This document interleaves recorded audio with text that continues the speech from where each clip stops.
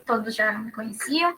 Eu dei aula na primeira semana, depois vocês devem ter acompanhado a aula com os meus colegas, os outros professores. Então, eu sou a professora Elisandra, vou dar hoje aula de hidrologia.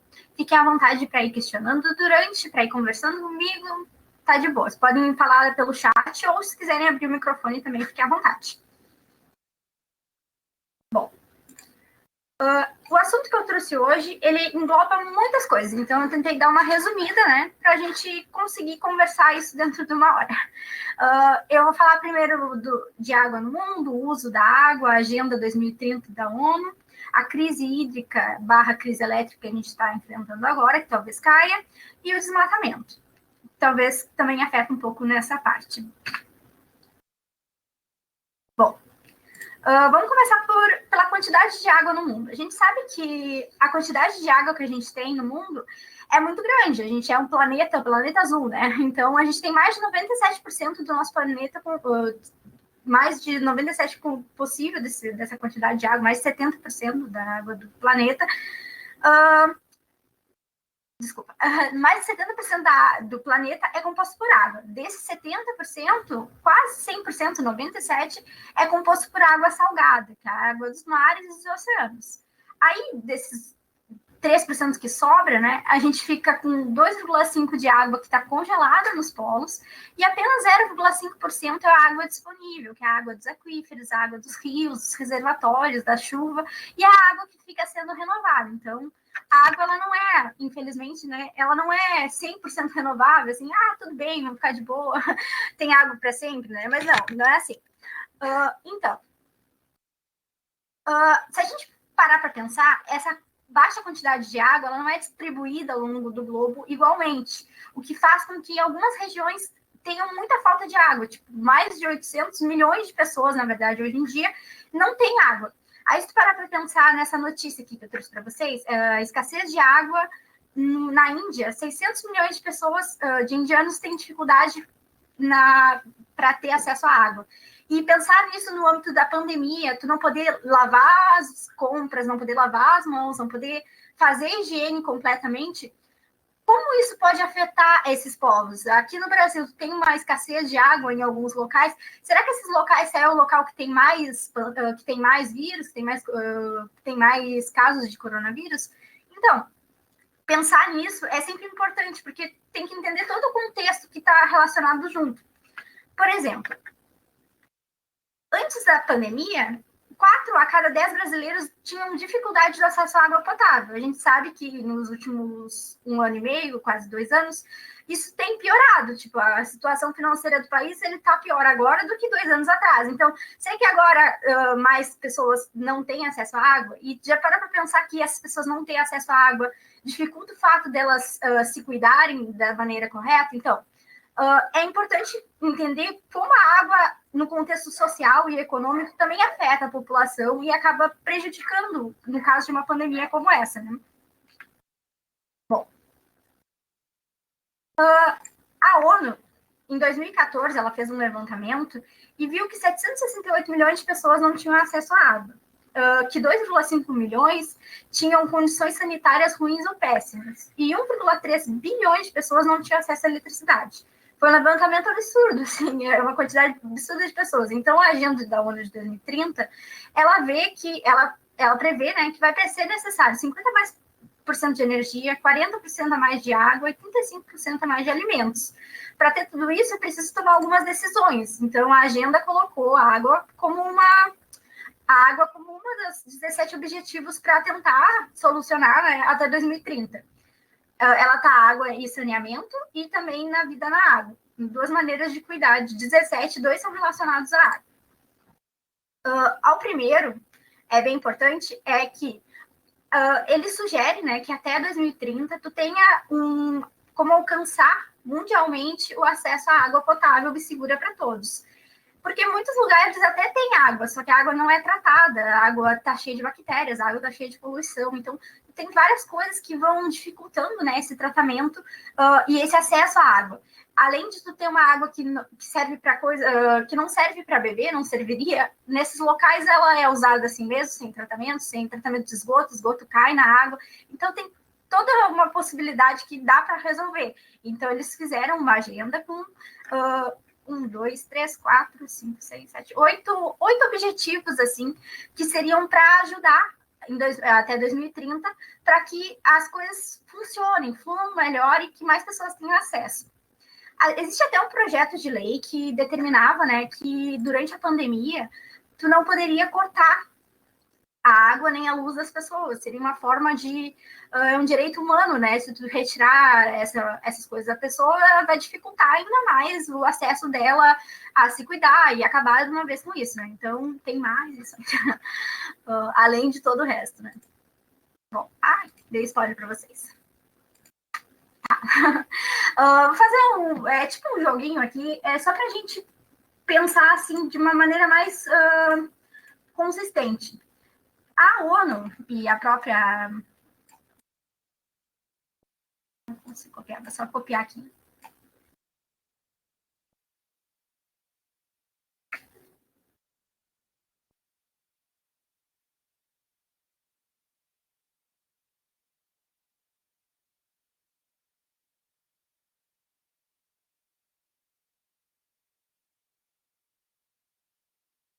Bom, aqui. Isso que eu estou passando para vocês é um lugar que dá para escrever 3 palavras, tá? Vamos primeiro focar em desligar. Como acabar com essa escassez de água, como tratar essas desigualdades? Algumas palavras podem acessar, ligar algumas coisas para vocês. Então, as palavras seriam desligar, acabar, tipo, acabar com o desperdício de água, seria um ponto para acabar com isso. Ligar a consciência, ter mais ideias para ter uma visão mais consciente do uso da água. Intensificar o quê? Intensificar as cobranças pelo uso da água, sei lá. Então, tem essas 3 palavrinhas mágicas. A primeira seria desligar, eu mandei para vocês. Aí vocês podem escrever o que vocês quiserem, tem 3 opções ali para cada um. E aí vai surgir uma nuvem de palavras aqui e eu compartilho com vocês, tá bem? Vou dar uns minutinhos para vocês pensarem.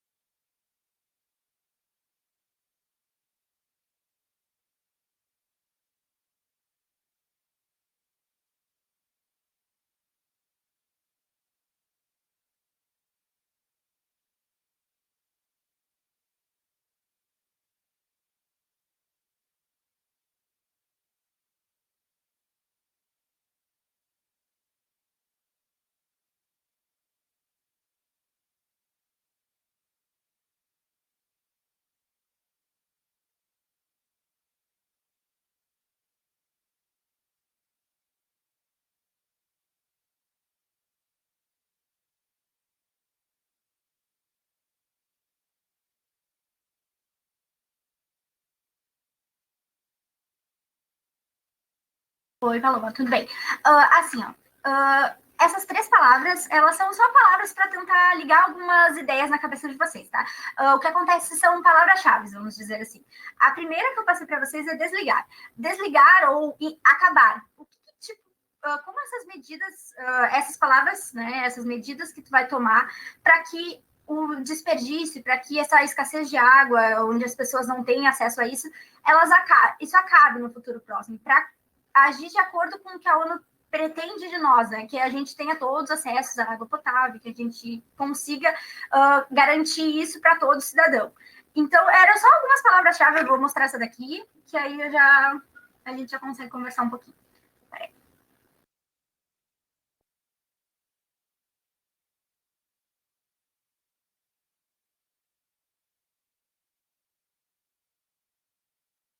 Vocês conseguem ver minha tela?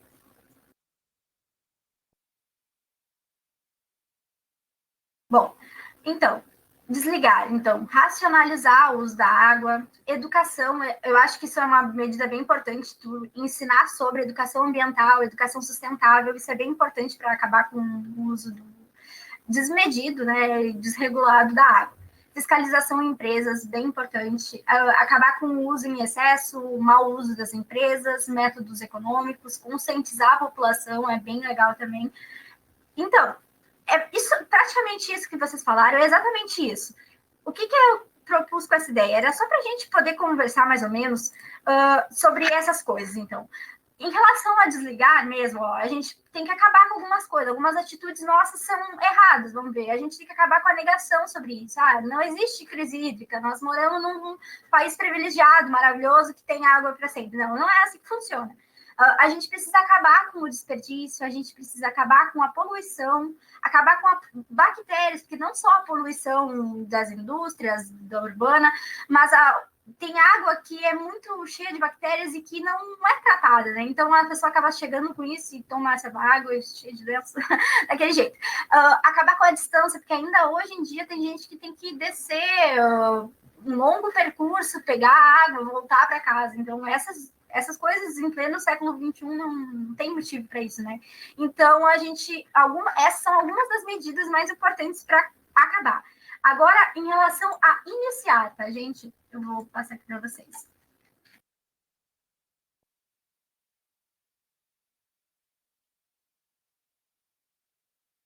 O que vocês acham que tem que começar agora? O que tem que iniciar? O que tem que ser ligado para que acabe esse desperdício? Para que não se repita isso novamente em gerações futuras, para que a gente não tenha que daqui 30 anos estar discutindo os mesmos assuntos que a gente discutiu há 30 anos atrás.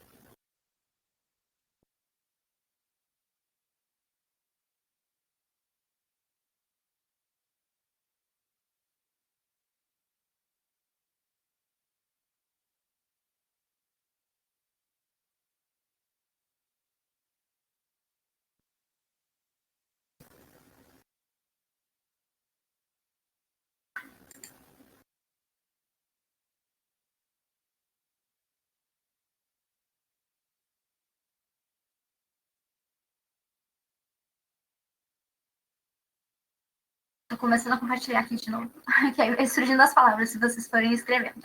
Bom, então, aqui vocês colocaram ligar, a conscientização, muito bem. Não desperdiçar, muito bom. Valorização da água, claro, é um bem muito tem que dar a valorização que ele merece, né? Então é importante para a gente é 70% composto por água, tudo é água, né? Então vamos lá.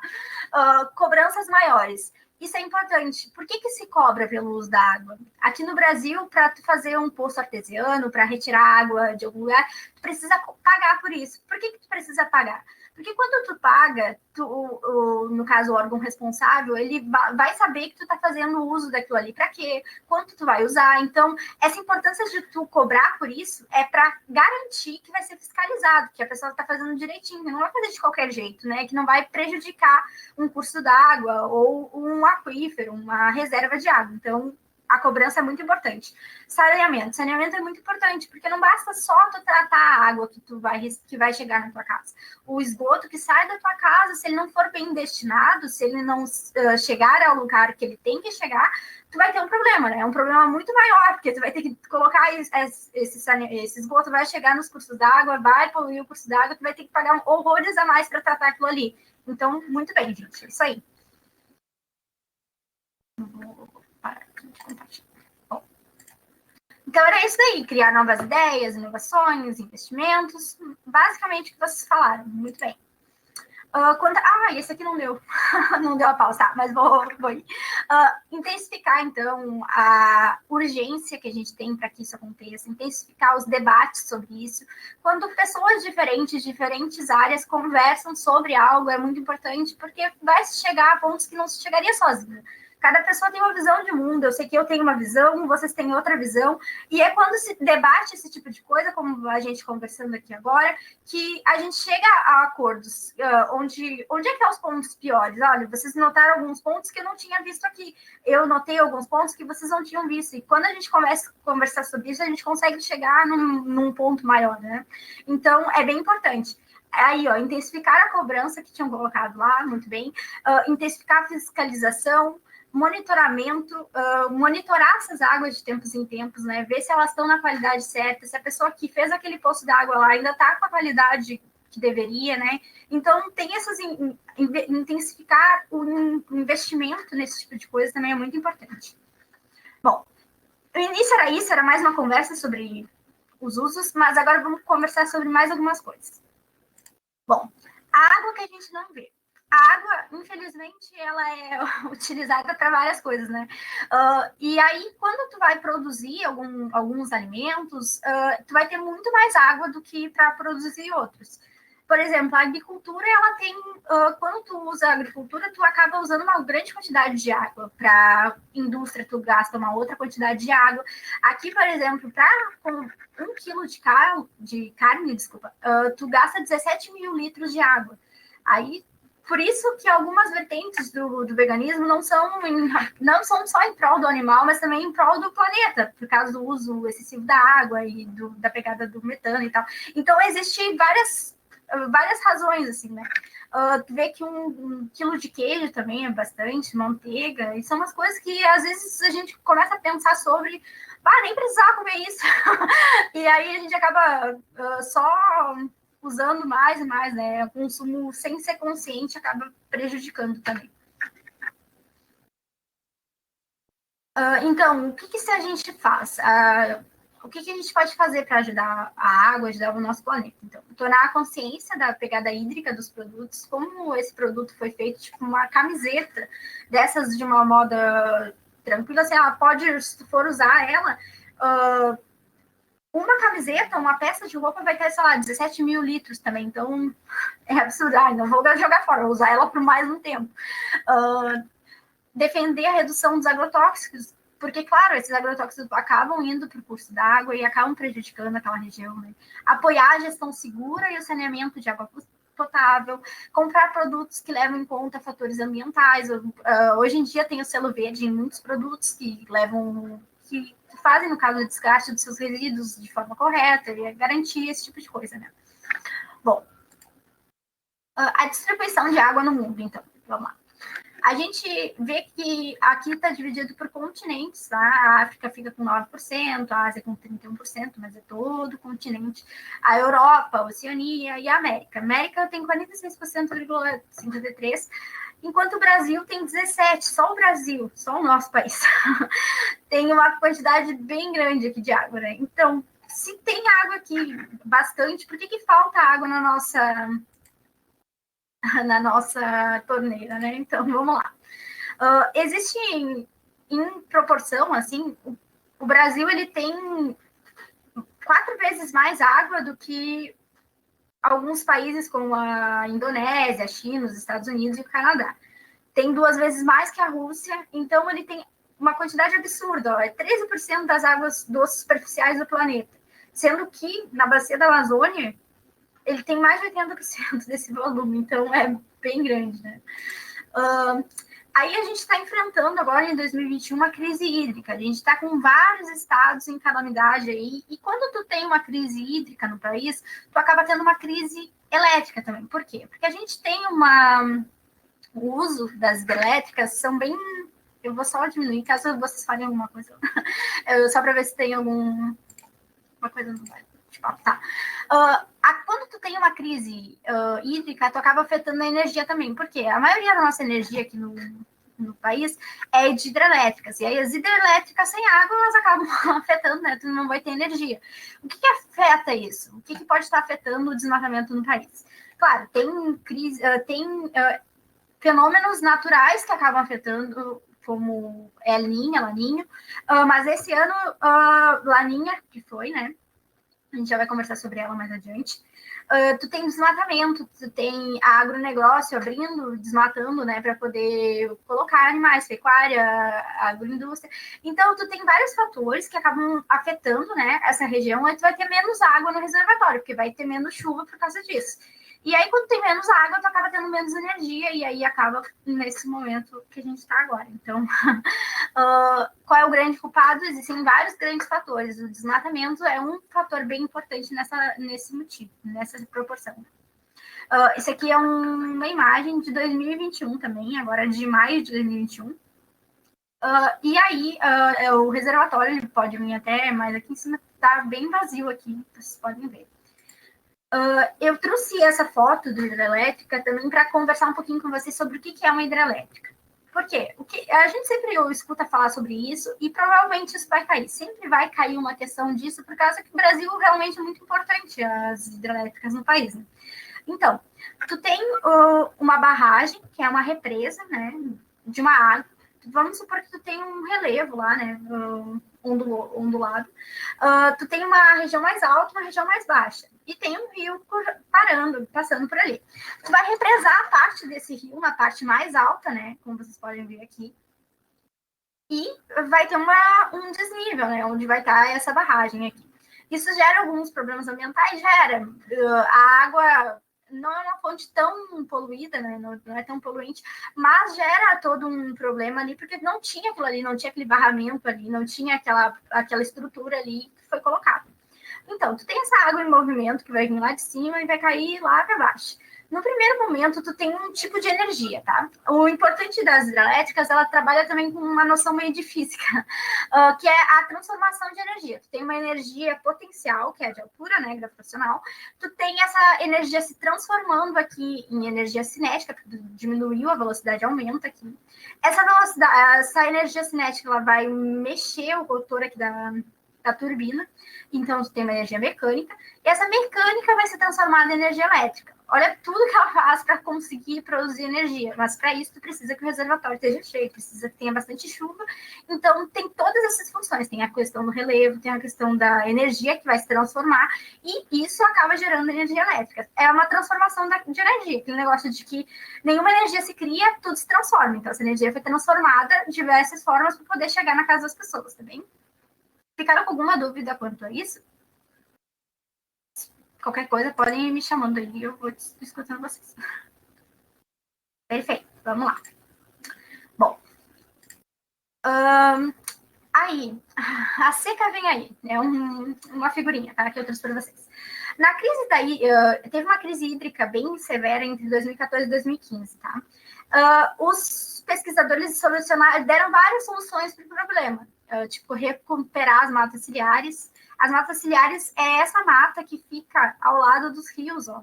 Isso protege que a água da chuva bata no solo descoberto e assoreie, né? Venha toda a areia aqui para dentro desse rio e acabe acabando com ele. Ela protege para que o rio se mantenha onde ele está também, não dê inundações, tipo, para os lados e tal. Então, ela é bem importante. Isso era uma das soluções, tá? Consertar vazamento na rede pública para que não tenha desperdício. Saneamento básico e despoluir os rios, que daí tu consegue usufruir deles de uma maneira mais certa, né, mais correta.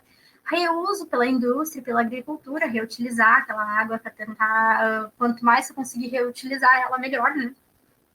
E buscar novas fontes de água. O que o brasileiro fez? O brasileiro foi lá e pegou a única solução que era para curto prazo. Vamos procurar novas fontes de água. Só que quando tu faz isso, todos os outros problemas são apagados. Só soluciona o fato de que estava com um problema de água, vamos pegar, procurar outros lugares. E esses outros locais agora já estão secando também. Então, nós estamos numa crise bem severa agora por esse motivo. Existem soluções? Existem soluções. Só tem que pensar como gestar isso daí.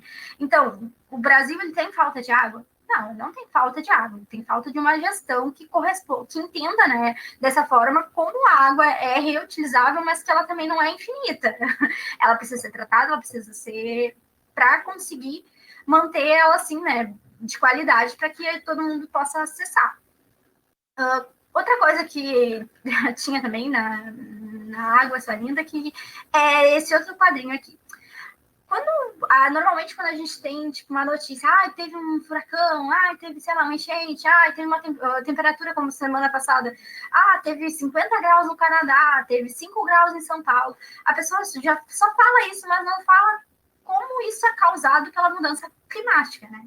Tu tem a gente interferindo diretamente no aquecimento global e acaba alterando o ciclo hidrológico, ou seja, se chove num dia só, que era para chover no mês inteiro, tu tem o resto do mês, do ano inteiro em seco, entendeu? Então, são muitos problemas. Isso tudo só se visa o lucro, então, só se visa um sistema de agricultura e pecuária muito forte no país inteiro, que acaba insistindo nisso, e quem acaba pagando sempre são os mais pobres. Por que o mais pobre? Porque as pessoas elas vão ficar em posições da cidade que não vão ser as melhores. No início da semana, das populações que foram morando ao longo de um rio, por exemplo, é natural que ao longo das primeiras cidades elas tenham se construído ao lado dos rios. E por quê? Porque a água estava ali, então era só pegar a água, era bem mais fácil. Então, esse pessoal acaba sofrendo com enchentes e outras coisas. Então, é importante sempre tentar conversar sobre isso, né? Sobre como a culpa é nossa também. Não são só os fenômenos do clima, né? São fenômenos climáticos, uma crise que a gente acaba acelerando.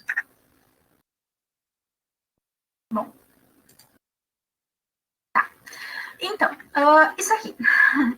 A água ela tem essa importância econômica e social, ela tem uma importância ecológica para os animais, né, para o nosso meio ambiente, para tudo que a gente precisa de água. Mas ela também tem uma questão cultural, uma questão mística, vamos dizer assim. Não é à toa que alguns eventos, olha, como o da Índia lá no início do ano, que é a cerimônia do banho, é uma cerimônia religiosa, né, que eles fazem, assim como na ideia católica, né, a cristã do batismo. Então, tu tem várias condições em volta da água. Quando talvez se esse for o tema do Enem, existe a possibilidade de vocês falarem de diversos tipos de coisas, existe a possibilidade deles perguntarem por diversos tipos de coisas. Então, você precisa pensar na água como um todo, como ela representa o ser humano, como o ser humano é representado por ela também. Então, quis trazer só para a gente conversar um pouquinho sobre isso. Aqui eu tinha falado também sobre, não sei, um de vocês tinha colocado ali saneamento. O saneamento é uma parte muito importante, né? Como eu disse antes para vocês, tu tem a chuva, tu tem a água correndo lá, essa água é captada pela estação, essa água é tratada, ela vai para casa e aí é despejado o esgoto sendo tratado, tá tudo bem. Mas isso não acontece. Até se vocês pensarem aqui na cidade, aquelas valetas abertas, isso quer dizer que tá o problema, porque não deveria ter, as pessoas não deveriam estar próximas a valetas. Aqui no meu bairro tem muitas valetas, tem muita parte que o esgoto não é tratado. Então, isso acaba favorecendo vários tipos de doenças também. Então, a importância de não só tratar a água, mas também tratar o esgoto. Então, todo o saneamento é necessário, né? Bom, aí eu trouxe algumas ideias assim, de possíveis intervenções que poderiam ser feitas, tá? Tipo, produção sustentável, produzir ao tentar minimizar os impactos ambientais, né? O consumo sustentável, consumir de maneira a que tu conheça a empresa, tu conheça aquelas coisas que são reutilizáveis, então isso é bem importante. Tu fazer um sistema de captação de água da chuva, que daí tu utiliza aquela água, sei lá, para lavar o carro, para botar nas plantas, né? Então, fossa séptica biodigestora também, é uma excelente alternativa ao saneamento básico, né? Em zonas rurais onde não tem para todo mundo, né? Um saneamento privado, no caso, como o Sanep. Fabricação de tijolos ecológicos, produção agroecológica integrada e sustentável, agrofloresta é tu produzir no meio da floresta, aquele solo é maravilhoso, então dá para produzir ali. O problema é que aqui no Brasil a gente tem um tipo de agricultura que visa a expansão, né? A gente não visa a qualidade nem tecnológica, a gente visa o aumento da agricultura sempre maior, vai acabando com o solo, vai aumentando, e isso acaba desmatando as florestas, né? E a compostagem também, que é tu colocar cascas de alimentos para criar o humus. Esse humus é um fertilizante natural que pode fertilizar as plantas. Isso seria uma maneira, não sei se em todas as regiões, aqui onde eu moro não tem coleta seletiva, só coleta normal. Então não tem por que separar restos orgânicos dos outros, só que não tem, né? Porque senão a parte plástica nunca vai ser separada, isso acaba dando um baita problema, né? Fazer a compostagem é uma maneira de não colocar, não misturar as coisas, né? E poder reutilizar essa parte orgânica, né? Bom, eu trouxe aqui um projeto que é o Conexão Cheiro Verde. Olha, os resíduos que deveriam ser descartados por um supermercado em Cuiabá, no Mato Grosso, Eles são transformados em adubo pelo Instituto Centro de Vida e utilizados na produção de hortaliças. Essas hortaliças são vendidas no mesmo supermercado que faz a doação dos resíduos. Ou seja, eles acabam fazendo esse ciclo e ajuda todo mundo, né? Tu não tem os resíduos sendo descartados de forma errada, tu tem eles sendo reutilizados e tu vende nas hortaliças na tua empresa, todo mundo sai ganhando. Outro projeto bem legal que eu vi também foi o da Heineken com a Natura, eu acho. Eles estavam fazendo, tipo, no Rock in Rio, eles tinham visto que, tipo, tinha 10 toneladas de copos de plástico que normalmente eles vão para o lixo, só que o lixo, né, ele pode ser descartado de maneiras erradas. Então, o que acontece? A Natura fez essa proposta com a Heineken e pegou esses copos que foram do Rock in Rio e transformou nessas tampinhas de refil. Então, acabou que eles acabaram fazendo essa ligação e tu tem uma reutilização disso, né? 15 toneladas de gás carbônico deixaram de ser emitidas. E 670 mil tampas não precisaram de outros plásticos, elas foram reutilizadas. Então, tem umas propostas bem interessantes. Assim. Vocês conhecem algumas outras empresas que têm essas propostas? Vocês costumam consultar isso antes de consumir alguma coisa?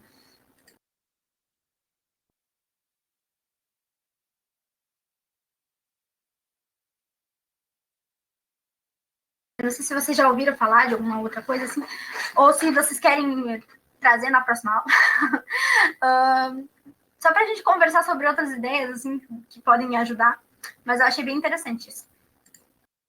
Bom, eu trouxe uma questãozinha aqui.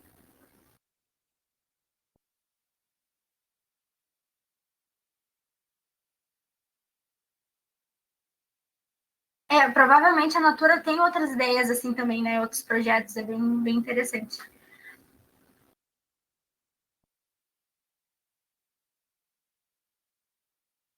Eu trouxe uma questão aqui, eu vou botar aqui enquete para vocês e vou ler aqui com vocês.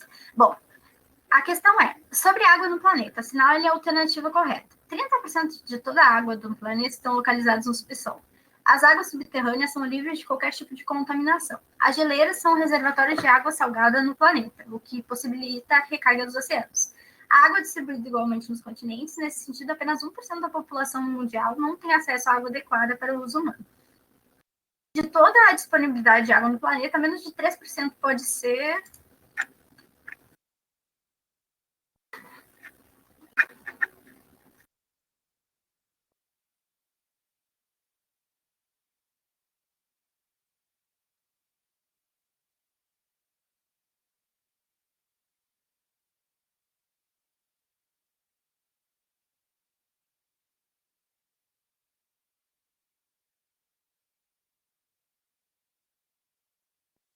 Olá.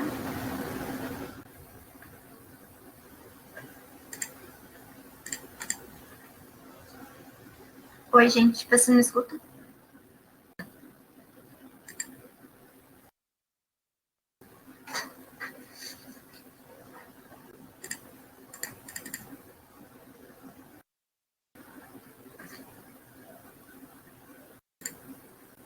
Me coloca de apresentadora de novo, desculpa, caiu aqui.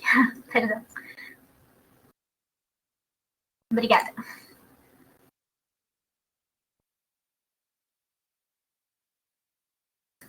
Bom. Ah, tá. Vocês já estão respondendo. Para mim não aparecia mais agora.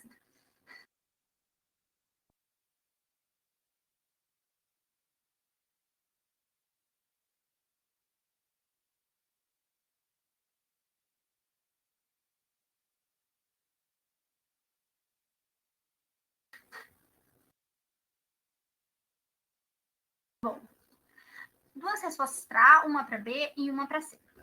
Então, qual será a resposta certa? A resposta certa é a letra E, mas ela não aparece completamente para vocês.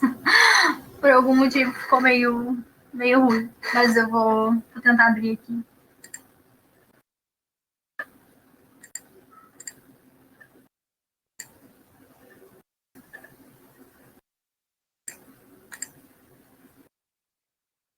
Mas vamos conversando sobre as outras por enquanto. A questão A é: 30% da água do planeta estão localizados no subsolo. Na verdade, não. Te lembra aquela início que a gente conversou? 97% da água total do planeta é salgada. Toda ela salgada e do oceano. e mares. A segunda questão, a água subterrânea, elas são livres de qualquer tipo de contaminação? Não. Infelizmente, a contaminação do solo, que vem por agricultura ou por outras coisas, ela acaba interferindo na nossa água subterrânea. Então, ela pode ser, sim, contaminada por essas fontes. As geleiras são reservatórios de água salgada? Não. A água das geleiras é doce, mas a gente não tem acesso a elas porque elas estão congeladas, tá bem?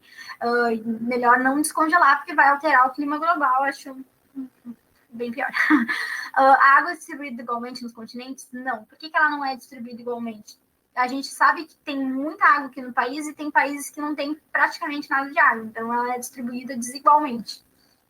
Eu não consegui abrir aqui, mas a terceira era, de toda a água disponível no planeta, menos de 3% está disponível para o consumo. Então, essa seria a letra correta.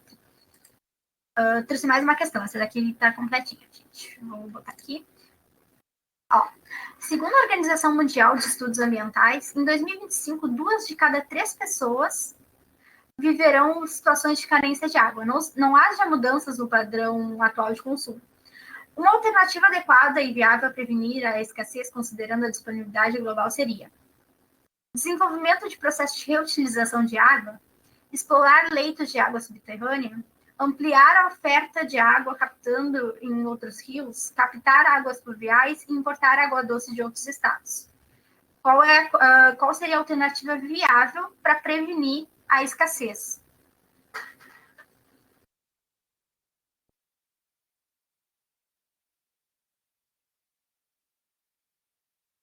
Vou dar um tempinho para vocês responderem e já abro aqui para nós.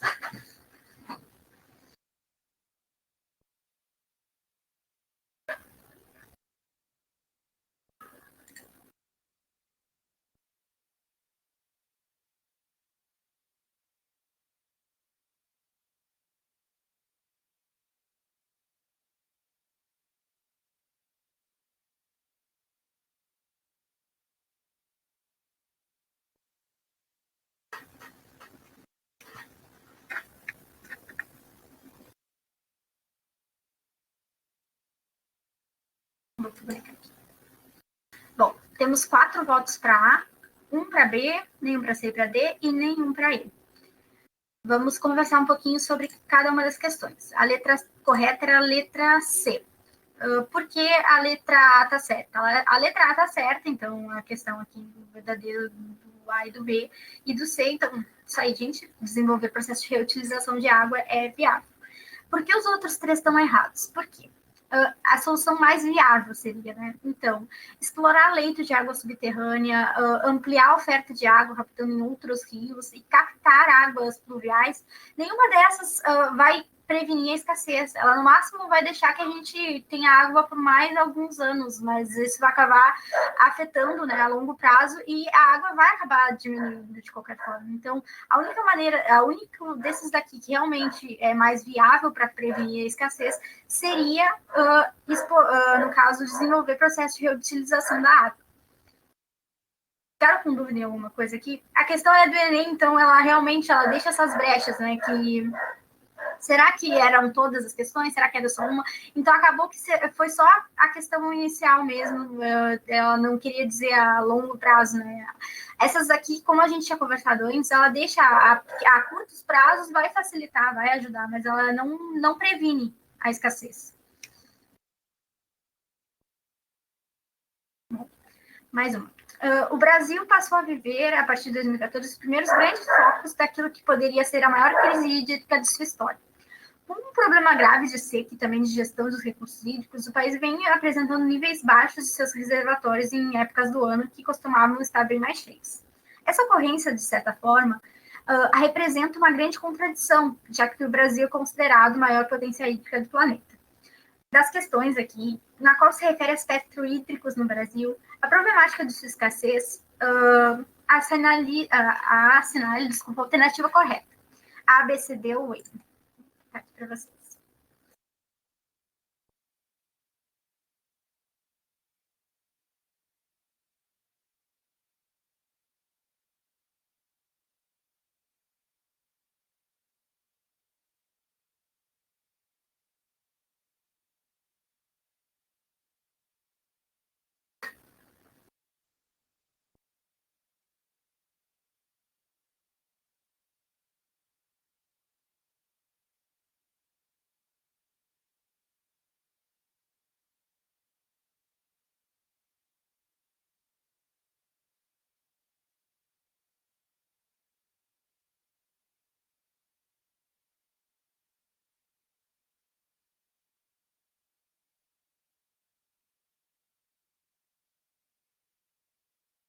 Vou aguardar mais um pouquinho para vocês responderem e já abro também.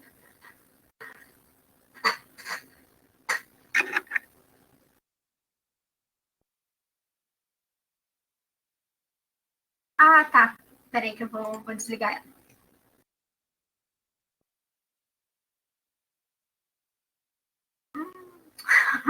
Acabei publicando e ela ficou na frente. Peraí que eu já passo aqui para a próxima. Eram duas questões para a letra C era correta. Tá, desculpa, gente. Acabou, ela foi direto, ela ficou na frente, né, de vocês, aí não deu para mostrar. Mas por que era questão C?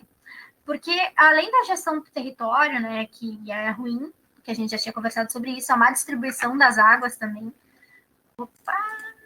A má distribuição das águas, dos recursos hídricos, né? A gente tem a problemática devido a recentes secas que o país vem enfrentando já há vários anos. Então, acabou sendo essa questão. Eu peço desculpa que ficou na frente, eu vou tentar na próxima, eu abro direto no Meeting lá e aí não aparece aqui para vocês, tá bem? Vou entrar rapidinho nisso daqui, pra gente ir conversando.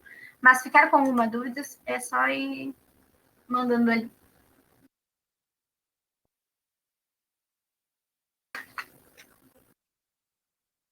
A segunda parte da aula seria sobre esse ciclo da água, bacias hidrográficas, aquíferos e oceanografia. Que eu não consegui passar agora, a gente consegue conversar semana que vem, eu vou conversar sobre geologia, mas aí a gente acaba essa partezinha inicialmente, tá bem? Inicialmente, então, o que é o ciclo da água? O ciclo da água é esse fato da água ser cíclica, sempre de acreditar que ela é sempre renovável, né? Esse fato. O que acontece é que tu tem a água armazenada no oceano, em rios, em lagos. Essa água, ela evapora, assim como a água presente na gente e nos vegetais também evapotranspira. Essa evaporação ela se transforma, né, ela é condensada em formato de nuvens. Essas nuvens elas carregam umidade, né? E essa umidade ela pode precipitar, que é chuva, tá? A chuva ela pode precipitar tanto nos oceanos quanto no continente. Quando ela precipita no continente, ela tem alguns caminhos que ela pode percorrer. Ou um caminho quando ela cai, ela vai infiltrar, ou se ela não infiltrar, ela vai escoar. Escoar é escorrer, né? Sair, correr sobre a superfície. E o escoamento ele acontece superficialmente, por cima, né, da nossa superfície terrestre, ou na parte subterrânea.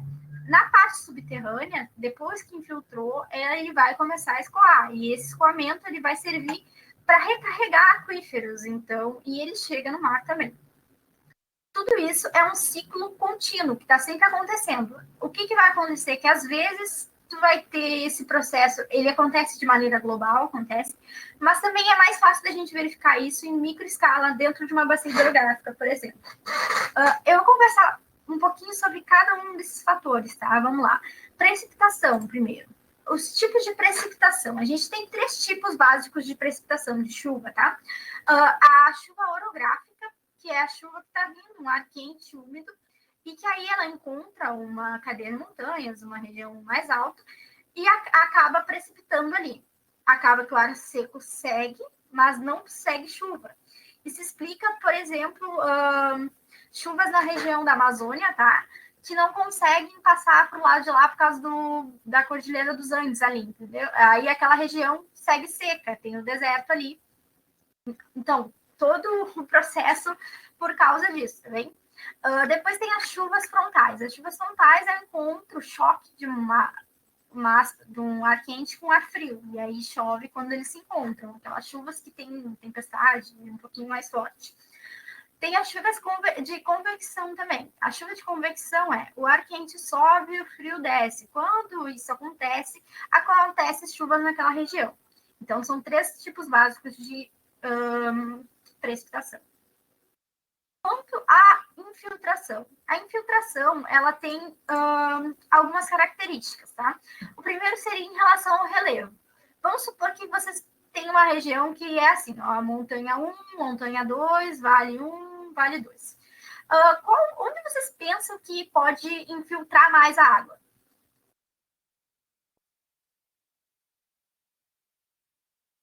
Vocês acham que infiltra mais nos vales ou nas montanhas?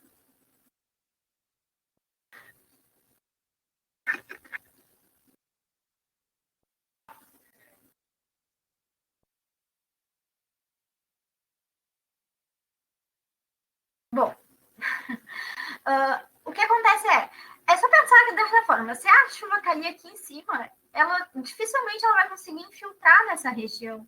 Ela vai escoar direto, ela vai infiltrar um pouquinho, mas vai escoar a grande maioria dessa nossa água. Nessa região aqui, tu tem a água infiltrando, né? Por um espaço maior, então ela vai infiltrar antes de chegar nas regiões mais baixas. Então ela vai conseguir infiltrar bastante, dependendo do solo, tipo de cobertura, né? Já nas regiões mais baixas, tu vai ter uma boa infiltração. Uma coisa que é importante também é, quando tu tira lá a árvore, tu não tá tirando só uma árvore, tu não tá só desmatando aquela região, tu tá tirando a cobertura vegetal e tirando a árvore que tem uma raiz maravilhosamente grande que faz com que a água da chuva caia, que percorra a raiz e recarregue os aquíferos. Quando tu substitui isso por monoculturas, por exemplo, na agricultura, tu tem uma raiz bem pequenininha, a água vai entrar aqui, vai infiltrar nessa região, vai escoar e vai voltar para lá. Não vai recarregar o aquífero, isso é bem importante. Então, por isso que a infiltração é bem importante, né? O escoamento vai escoar lá das regiões mais altas numa velocidade maior até atingir a região mais baixa, né? Então, isso vai fazer uma diferença. O escoamento, tu vai ter numa região, por exemplo, de floresta, tu vai ter a água batendo ali, caindo na árvore, depois caindo no solo. Numa região onde não tem cobertura vegetal, tu vai ter a água caindo diretamente no solo, degradando aquilo ali, erodindo aquela região, e aí já saindo direto, né, disparado. Depois disso, quando tu tem uma área asfaltada, tu vai ter água batendo ali e correndo em velocidade, por isso que tem enchentes, né, tão rápido assim, porque quando tu tem uma região mais asfaltada. Essa aqui é uma questão do Enem também, que trazia o quê? Ele trazia um gráfico, né, com 3 coisinhas aqui, ó, 3... Agora eu vou ler para vocês, que fica mais fácil depois. Vou botar a enquete. Essas 3 barrinhas aqui do gráfico são precipitação em milímetros. Aqui, essa curva é a vazão numa área urbanizada e aqui a vazão numa área não urbanizada. Uma região rural, né, onde tem vegetação, e numa região urbanizada, onde seria asfalto. A dinâmica hidrológica expressa no gráfico demonstra que o processo de urbanização promove a redução do volume dos rios, a expansão do lençol freático, a diminuição do índice das chuvas, a retração do nível dos reservatórios ou a ampliação do escoamento superficial. Dessas questões, qual vocês acham que diferencia, né? Qual que expressa a diferença entre a urbanização, a área de urbanização, que tem um pico de vazão mais alto?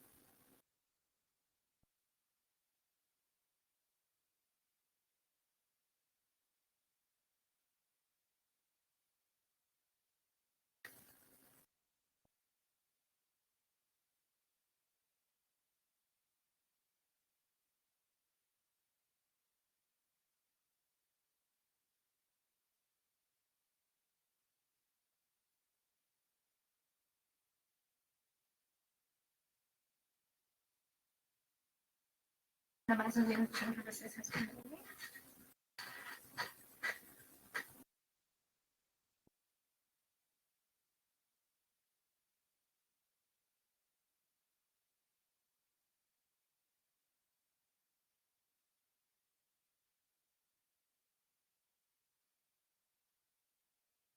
Vou mostrar aqui para vocês. Bom, a gente tem um resultado para A e 4 para E. E a resposta certa é a letra E. Por quê? Vamos lá. Ampliação do escoamento superficial. Por quê? Quando tu está numa área urbanizada, né, tu tem um escoamento superficial muito mais alto. Então, tu vai ter uma velocidade de escoamento, né, uma vazão de escoamento muito mais alta. Então, é isso que ela quis expressar com esse gráfico. Redução do volume dos rios, implicitamente sim, né?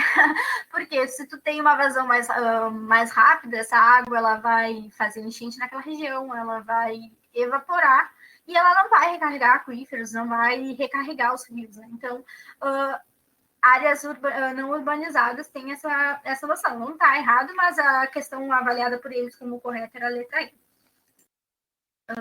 vamos ver que horas são. 55. Tá, vou continuar um pouquinho mais e aí já conversamos um pouquinho mais. Bom, os elementos de uma bacia hidrográfica. Como eu falei para vocês, a bacia hidrográfica seria onde o ciclo hidrológico acontece de maneira mais localizada, mais pontual. E o que é uma bacia hidrográfica? É uma porção de terra para onde as águas da chuva elas migram para o mesmo rio principal, tá? Aí, quando tu tem o rio principal, eu tô falando desse daqui. Vamos supor que chove aqui nessa cadeia de montanhas aqui. A água, ela tem naturalmente, ela vai correr para um dos lados, né? Ou para o lado de cá ou para o lado de cá. Quando ela corre para o lado de cá, ela vai contribuir com esse rio principal, a bacia número 2. Ela tem vários cursos d'água junto aqui. Esses cursos d'água, eles são chamados de afluentes, porque eles afluem para o rio principal. Tu tem o leito do rio principal, que é outro componente. Tu tem a foz, que seria um encontro de todos esses afluentes para a região onde tu tá. E tu tem também a nascente, que é onde brota aquela água, ela deixa de ser subterrânea e brota na superfície, iniciando um curso d'água. Então, tu tem o divisor de águas, que é muito importante, que é a nossa montanha aqui. Esses são todos os elementos que tem numa bacia hidrográfica. Tu vê que não existe somente o divisor superficial.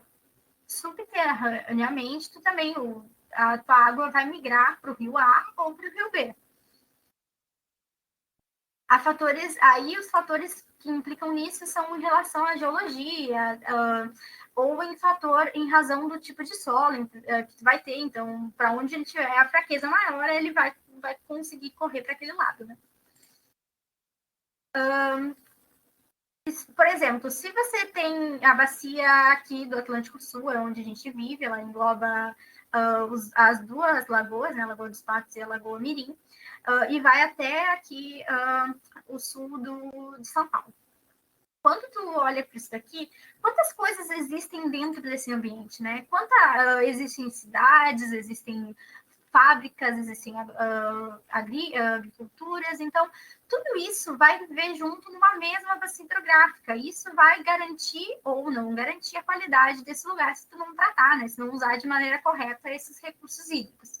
Então, tu tem que sempre pensar que não é só um lugar, não adianta um único lugar aqui, um único afluente ser bem tratados, se o rio principal daquilo tudo ali não for tratado bem em todos os lugares, né? Existem vários tipos de classificações para rios. Quanto ao formato, tu pode ter um rio reto, que é retilíneo, ou um rio meandrante, que é o rio nesse formato, que é o mesmo rio, por exemplo, o Amazonas aqui em cima. Tu pode ter anomastosado ou um entrelaçado. Tu também pode ter uma classificação em relação ao tipo de rio perene. O perene, ele está assim o ano todo, sempre vai ter água. Enquanto que o rio intermitente, em algumas épocas do ano, tu não vai ter água, porque tu vai ter estação seca, mas na estação chuvosa tu vai ter água. Já o rio efêmero, não vai ter água nunca, a não ser quando chover muito. Aí chove muito, vai correr um rio ali, senão não. Então existe essa classificação também. Eu acho que aqui, a partir das bacias hidrográficas, a gente deixa para a aula que vem. Aí eu vou falar um pouquinho de cada uma dessas bacias. E aí, eu acho que por hoje, era isso. Se vocês tiverem qualquer dúvida, vocês podem me enviar para o meu e-mail, para o da geografia, tem o meu telefone também.